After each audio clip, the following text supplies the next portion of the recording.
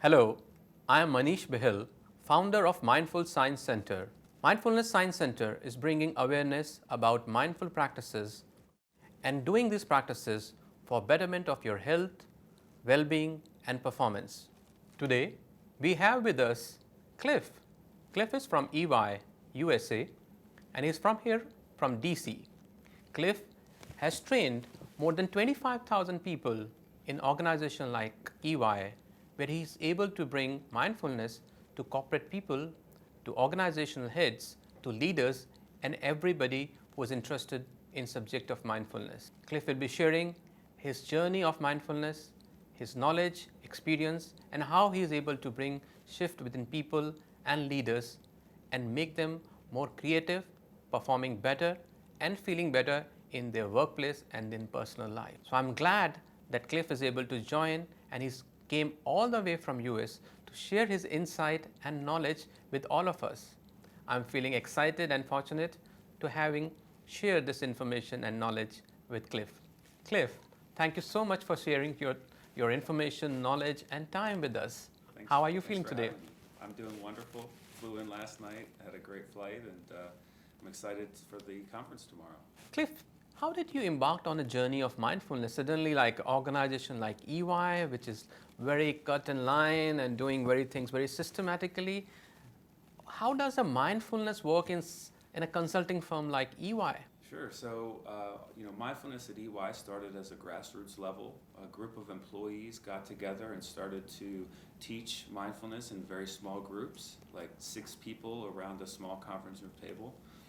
And it just seemed to catch on quite quickly. People seemed to really get a lot of value out of the training. And so I would present to 6 people, and then they would go tell their friends, and then the next meeting would be 12 people, and they would go tell their friends, and then the next meeting was 24 people, and 48, and it continued to grow. One of those events became very big, 3,000 people presenting to mindfulness. And that was the sort of the turning point when I realized that this was something that was going to continue to grow way beyond what we had ever imagined in the beginning, starting mindfulness at EY. Wonderful. So your journey was starting from, it's like a germination of a thought, and then that culminated to a big tree today. Exactly. And how people are getting benefited from mindfulness? Well, it depends on why they came to it, right? So some people come to mindfulness because they have high level of stress. Some people come to mindfulness because they want to be better leaders or want to perform better. And so what I've found is in our classes, and we teach 1 to 2 hour workshops, and we teach 8-week courses, people walk away with a number of benefits. Being able to navigate the ups and downs of corporate life a bit more effectively, being more present with their clients and with their teams, but also at home as well. I think one of the early benefits that people recognize isn't at work, it's at home, where they will go home and then they'll come back to class and they'll say to me, Clif, I know this is having an impact because my wife said you're being more present at home. And so even though I teach it within the corporate environment, it impacts their entire life. Yes, I can completely reckon with that. Its first effect is definitely your near dear ones started to notice a shift which you are starting to build within yourself. Mindfulness brings a dramatic shift, which is very gradual. It's very natural. It's very, very slow and doesn't bring a dramatic shift within it's not a flash in a pan kind of a shift which happens. It's very gradual. But the change world is seeing is pretty fast. The things are rapidly shifting. Changes are very fast. Information needed for human are far more demanding these times. Your attention spans have grown very small. You just you need to do multitasking. Otherwise, you can't survive. Is it possible to thrive rather than flounder in the work environment using mindfulness? Yeah, I think it is, and one of the most important things I think I do in an initial presentation on mindfulness is try to articulate why people might need it because I'm talking to people who are very successful, right? They work for the best of the big four consulting firms. They've probably gotten to where they are without a daily mindfulness practice, right? And so I have to show them some reasons why it might even, why take extra time from their day and devote it to mindfulness. And one of the ways I do that is really to describe the world we live in, right? So at EY, we help companies transform in the modern world. And the reason those companies need to transform is because the volume and velocity of data, of change, the volume and velocity of technological innovations that companies have to assimilate so that they can survive is massive. And so we help those companies transform. Well, do we as individuals feel like that massive change isn't impacting us? It does impact us. The volume and velocity of data that we have to assimilate, of information that we have to deal with, and of change is much bigger today than it is, than it was maybe even just 10 years ago. And the constant battle for our attention. Right? I'd like to tell people that they don't own their attention. There's probably 2 apps on their mobile phone that gets most of their attention, and then maybe their clients and bosses get a big chunk of their attention. And then maybe after all of that, their spouse, their family, their friends gets what's left over, and even that attention is fragmented. And so mindfulness, I tell them, can help them take back control a bit of their attention and to be able to better manage all of that data that's coming into them today than that wasn't there 5 or 10 years ago. Yes, and very true. And my personal working experience, I felt that, as and when you grow senior in position, your attention is divided into multiple things. Mm-hmm. And you need to use your biases to work around, because sometimes these biases help you, sometimes they don't. Mm. How to develop an organization being mindful? Because I could be a mindful leader, but my organization doesn't support a mindful behavior. So what I would say is when you bring mindfulness into an organization, there's 3 primary levels. So there's the base level, the grassroots, right, the rank and file, and then there's the middle management level, and then there's the senior executives, right? I think when bringing mindfulness into an organization, you have to hit all those levels in some way. And so the way it worked at EY is that we started at the grassroots level, but as soon as we started to see results, quantitative results from our work, we began to get invited to do more events at the senior and the middle management level. So for example, I would do a leadership offsite for our more senior executives in the region. And that gives them the ability to understand things like, how does multitasking impact the performance of their teams? And at the base level, they understand the same thing. And how, if I always click on that email every time the notification comes up, how does that impact my effectiveness and my performance? And so I think bringing it in at those 3 levels is really what allows it to, again, this is gradual, as you've pointed out, a gradual change to a more mindful workplace. And I think it's always aspirational, right? We can always get better. I think we have a great culture at EY, and we can always become a little bit better. So I think sort of hitting all those levels is most important. Yes, and you very rightly said, I can only imagine that how you're bringing and kind of task you have in hand to introduce mindfulness within an organization which is very number driven. Mm. You have very performance measured through numbers. Yep. And every individual has a number of performance percentages are given. Mindfulness has no percentage numbers given. How do you quantify what is shift happening? Sure. So one of the things that we do at EY for our longer 8-week course is we have people do a pre-course survey. And they say things about their job satisfaction, their how well they're thinking clearly, how much energy they have, a number of factors, about 70 factors. And then we take them through the 8-week course, and then after they finish the 8-week course, they do the survey again.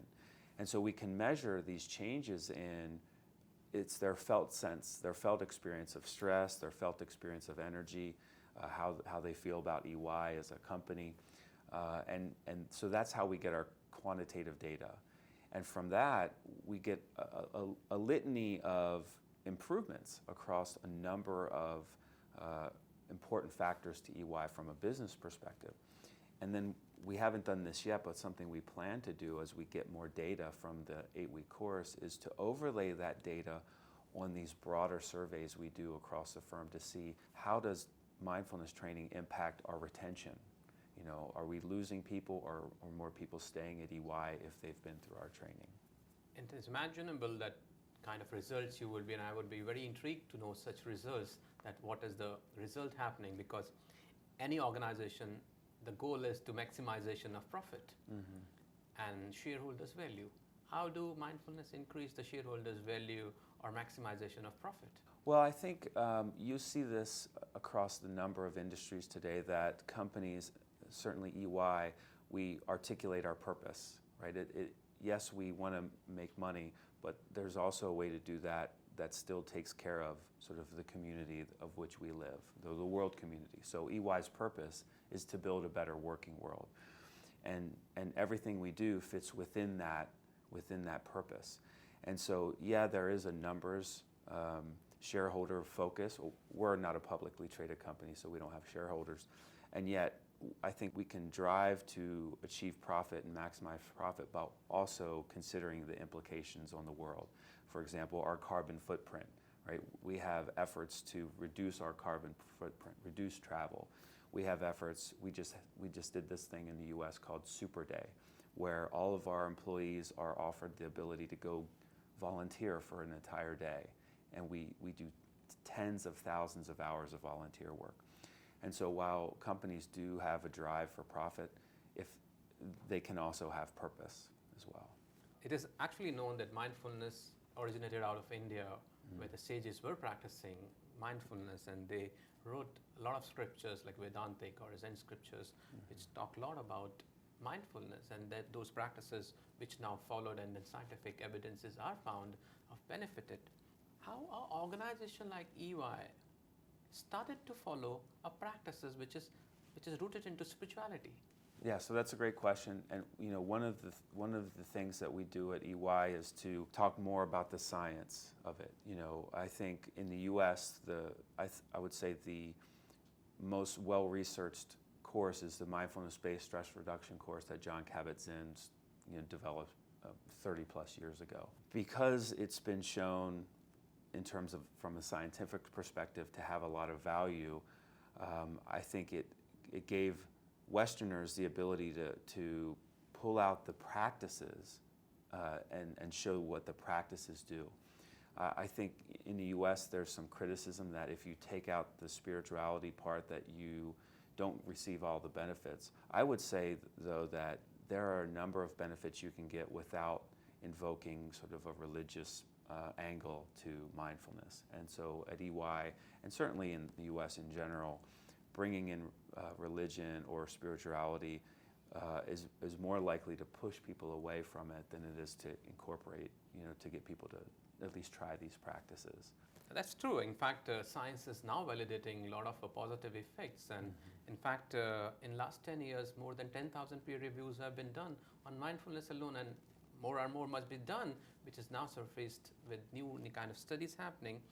I'm happy that, EY kind of an organization coming on the forefront and using mindfulness for upliftment of people and creating a behavior which is more environment friendly, which is more harmonious to society and for overall planet.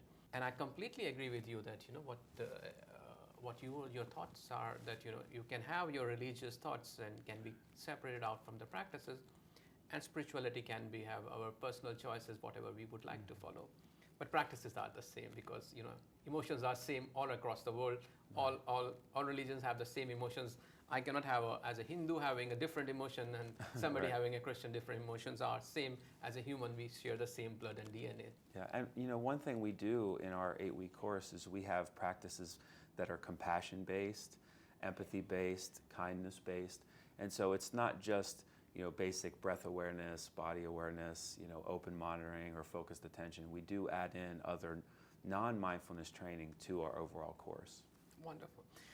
If I'm an organization which recently heard about the hype about mindfulness, and I would like to bring this practice to my organization, where should I start from? Well, that's a great question, because there are, dozens and dozens of companies and hundreds, if not thousands, of individuals trying to sell mindfulness. So EY is not in the business of endorsing any particular group, so I just want to sort of say that. In the US, the ones that I know that are the most prominent would be MBSR, Mindfulness-Based Stress Reduction. There's a program that spun out of Google called Search Inside Yourself, which I'm sure you've had Rich Fernandez here before. So that's a program that focuses on not only corporate but government and nonprofits. There's a company called the Potential Project that focuses on bringing mindfulness to the corporate world. Those are the three that sort of come to me. Obviously EY does this as well, with not just for ourselves but with our clients. But those are the companies I think that seem to have the most visibility in the US anyway. Yeah, I understand definitely. I was hearing to John Kabat-Zinn, and he said definitely any organization is open for this. Not a very difficult science, but it's very difficult to practice. Indeed. I think it's also very difficult to find qualified teachers. I think when something becomes commodified, folks are trying to sell it, you get sort of varying levels of quality teachers. And there are some programs in the US that say, oh, you just do 30 hours of training and you can teach mindfulness. I would disagree with that. I think to become a qualified teacher in mindfulness takes a long practice. It's something that you have to embody. You can't just read a script to teach mindfulness. A real commitment to embodying it, to learning the techniques, not just as a practitioner, but as a teacher, right? I can learn something as a practitioner, and that doesn't make me a good teacher. And so I would say if a company is going to bring mindfulness instructors into their corporation, they should really do due diligence and understand what are their qualifications as a teacher. To become a mindfulness-based stress reduction teacher can take years. To become a Search Inside Yourself mindfulness and emotional intelligence certified teacher takes at least a year of in class, and then prior to, you have to have been to silent meditation retreats and have to have a personal practice for some number of years. And so that's sort of a pitfall to avoid if you're a company looking to bring this into your corporation. Thank you for bringing this valuable insight. A lot of companies are now offering an online mindfulness course, or what do you think about that? I think it depends if it's live virtual or if it's just press play, right? I think one of the things that I see happen in companies is if their training is, just press play, then busy people in the business world will press play and they'll try to do something else. They'll work on an email while it's playing in the background, which doesn't really help them. I think that might check the box for getting the training for the day, but it doesn't really, when they're looking at two things at the same time, it's not really effective. I think virtual learning can be effective if it's live, right? Because then there's interaction, the instructor, you can ask questions. I think that is a much more effective way than just online video where you press play. But people don't have time these days. We are hard pressed with time. Commitment from organizations are growing. Your time is getting divided into multiple things. You have very little time for your own self, your family left with. And people say, how many things do I need to do? I need to upgrade my skills. I'm going to upgrade my cognitive skills. I'm going to upgrade my professional skills because technology is changing, needs are changing.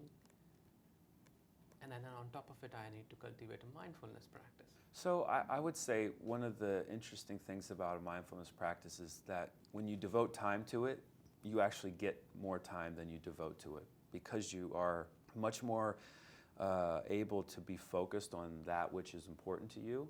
And so you gain some ability to stay focused on a task so that you actually complete that task, more efficiently. And so if you practice mindfulness, say 30 minutes a day, you will get time back later in the day because of your ability to be focused and to be less fragmented in your attention.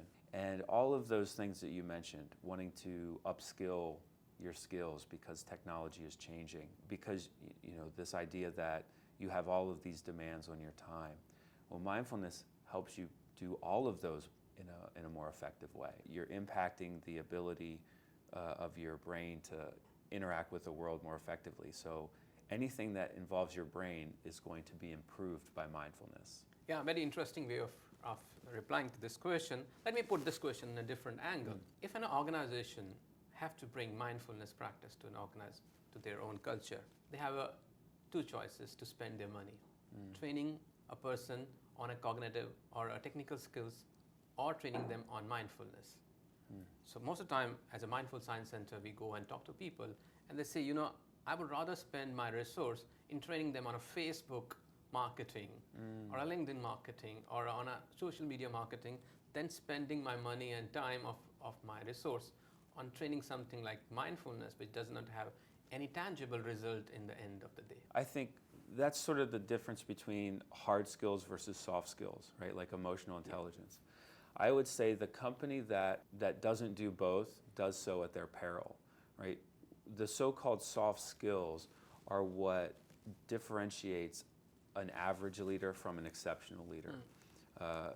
So someone with higher emotional intelligence is going to be a better salesperson. They're going to be more effective with their clients, with their teams. They'll be better leaders. And so even if it's not a tangible number that you can see in the beginning, you can track it. And there are numerous studies that show things like emotional intelligence improve leadership, even improve individual level of salary. I think the statistic that shows that people with higher emotional intelligence on average make $28,000 a year more in salary, in the US anyway. I think this is where the study was done. And so that choice between hard skills and soft skills, I think is it has to be both. It can't be one or the other. If you only focused on soft skills, that company would fall behind. You need both. You can't just pick one. I'm happy that you answered in such manner, because this is the day in, day out question come to us, and people still not able to understand the importance of soft skill, because we are more rooted as a physical people. That's why physics is more important topic than spirituality, because what we see, what we touch, what we can hear is more tangible to us rather than things which are still a little more metacognitive or in meta. Well, also, if I may, if you ask somebody, what are the top 3 attributes of the best leaders they ever had? Those top 3 are likely not to be technical. It's not going to be they're the best Facebook marketer, they do spreadsheets better than anybody else, and they really understand blockchain, right? That's not what makes a great leader. What makes a good leader is authenticity, presence, integrity. Those types of soft skills are really what sets a leader apart. I would love to be in the room when you have this debate with somebody who says, I don't need soft skills, I just need technical skills. Yes, and I think we need ambassadors like you who understands and see the perspective of, as a consultant also, as an EY, seeing organizations after organizations and their balance sheets and their performance, both from the economic point of view and from the human resource point of view, that where their economics are going, where the performance of an organization is going, and where is the manpower resources actually shifting. And I'm glad today that I'm talking to you, and you are putting those things in perspective, that it's not alone that you are expert into a spreadsheet, or you are a master of a PPT, or you are a very good orator, or you are a very good guy who can do many things as a decision maker. I think it's more important to be having a little more higher emotional intelligence, more connectivity with people, having a more agility in your thought process, and being more compassionate to others. I think that's more increase your popularity and you understand people's behavior. I'm glad that you shared this point. My last question to you, Clif, would be, where do you see these organizations taking mindfulness to what level? Well, I know at EY we want to make it available to anybody who wants to take it. I think, for example, our 8-week course, it has to be voluntary, right? Forcing people to take mindfulness doesn't really work. So I would say, we're a large firm. We have 280,000 people globally. In the Americas region where I come from, we have 75,000, and I've introduced mindfulness to 25,000. So there's still a long way to go. So I think our initial vision really is to just scale mindfulness training so that it can be accessible to anybody who wants to access it. My ideal would be if managers felt like they could start a meeting with a minute to arrive, right? We often know that our bodies can be in one place and our minds are in another. And so recognizing that and giving folks a minute to arrive when we have one meeting that ends at 3 and the other meeting starts right at 3, there's really no time for transition. So it would be wonderful if any meeting we had at EY, folks could have a minute to just become present for this current meeting. I don't know if that answers your question, but... Yes, when I said taking to a different level, because once you start practicing mindfulness, you start to enjoy the benefit of it, and then you need to take it to a level 2 or level 3 or level 4. So my question would be that where do you take it? Anyway, you answered as it is. So I'm happy that you're saying that, you can bring it to more and more people and higher number of people start practicing it. While about 28,000 people, what you said, or 25,000 people, which you said is practicing now, what are the 5 best benefits EY is reaping by introducing mindfulness? The 5. Oof. So I would say it's still 25,000 people is still a drop in the bucket. I can only say to individual benefits, right? I think one is they enjoy their jobs a bit more. Being more present, not just with people at work, but with their families. A deeper understanding of what is most important to them, ability to understand their personal purpose, and to know when they need to take a break, to understand that they have to take care of themselves. So at EY, we have what we say transformative leadership, and that starts with understanding your own purpose. That starts with sort of taking care of yourself before you can take care of other people around you. So I would say those are the benefits we're seeing. And few benefits what organization is reaping? It's really difficult to tell. I mean, I would say that in the pre and post course surveys that we're doing, job satisfaction is going up. And once we overlay the survey data with our global people survey, I think we're going to start to see improvements in attrition and things like that. Thank you so much, Clif, sharing that, and we look forward to listening to you more and more your information and knowledge during the Mindfulness India Summit 2019. And we are happy that we are able to host you in India and to share your insights, knowledge, and experience of training so many people. I personally thank you for your time, and I look forward to hearing to you during the Mindfulness India Summit. Well, thanks for having me. It's an honor to be here. I look forward to the conference. Thank you so much.